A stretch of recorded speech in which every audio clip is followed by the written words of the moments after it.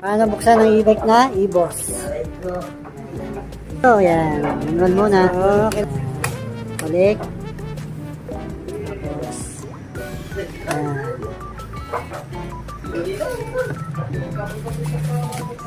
Tapos ito pinaka-ignition switch siya, pinaka-main switch siya para mag-open yung battery. Dito siya buksan. Nakita nyo parang switch na pambahay. Yan. On mo na. Maririnig kang tutunog. Sabihin, okay na. Tapos, bibili mo yung on.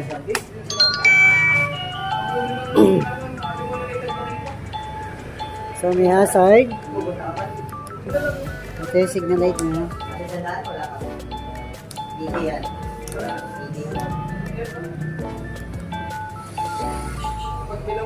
Ikaw mura, 56 na.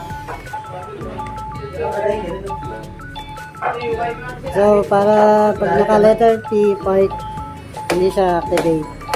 So, pipindutin nyo itong RD, ready daw, ready. Lilipat siya. Tapos saka kayo makakapag-accelerate. Medyo may ingay, adjust lang ng preno. Ito naman yung switch ng kanyang park light. So, iilaw ito. Yan. Tsaka itong nasa ilalim. Ayan. Ito ng ilaw yun.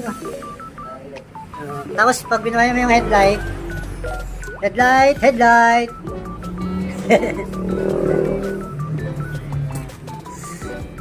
Preno. Yan. Sa headlight. I-high mo ha. Ito yung low. Ito yung low. Yan ang low. Yung high. Nakatunog din ano. Tapos ito yung tsura na kanyang display. So ang caliper niya nasa loob. Gawa ng time. Kenda ang gulong, kenda. Matibay. Parehas pala 3 by 3 by 10. Pati sa likod. Yan. Sa master.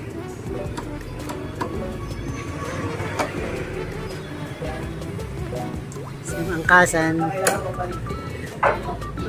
So, yan. Ito yung pinaka-switch na. Meron siyang manual.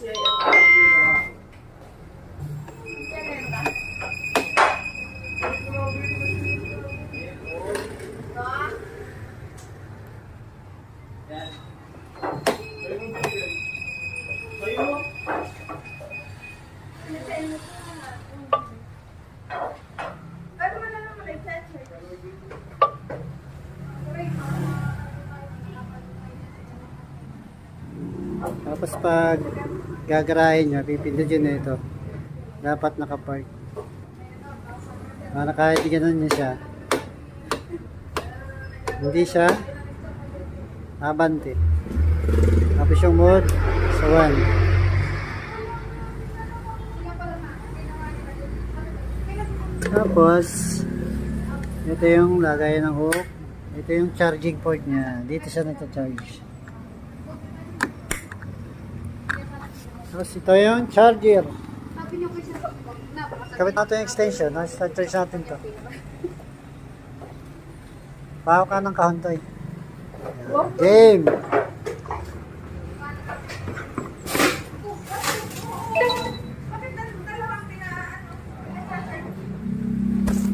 Charge.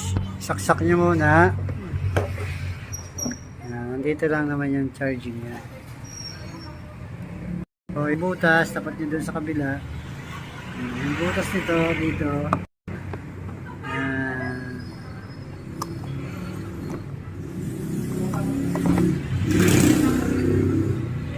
Papasok nyo lang yan dyan.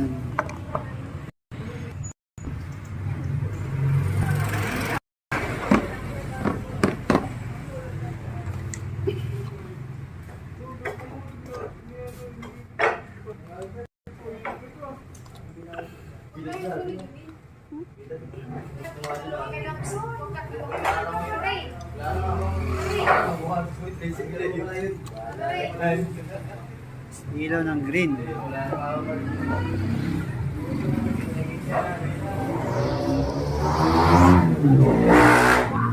Sa unang charge siya, magiging green siya. Then, kapag nag-charge siya, magiging pula. Then, pag full battery na siya, magiging green naman siya. Pag-charge.